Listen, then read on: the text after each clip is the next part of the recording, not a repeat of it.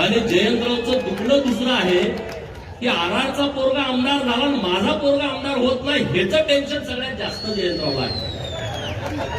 आणखी काही नेत्यांना पण त्यांचं नाव घ्यायला नको हे लगेच स्फोट करतात राज्यामध्ये. आरआर बरोबर असणाऱ्या अनेक पुढाऱ्यांचं दुखणं हे आहे की आरआरचं पोरगा आमदार झालं मग आमचं कसं होणार, तुमचं कसं होणार. तुमची लायकी, तुमची क्षमता, तुम्ही काम केलेलं.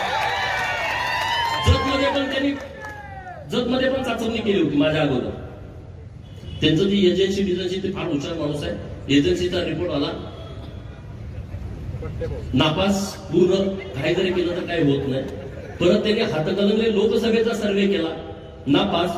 सांगलीत पुढी सोडली, लोकसभेला इकडे उभा राहणार आहे, ह्या पार्टी केला, होत नाही, शक्य नाही.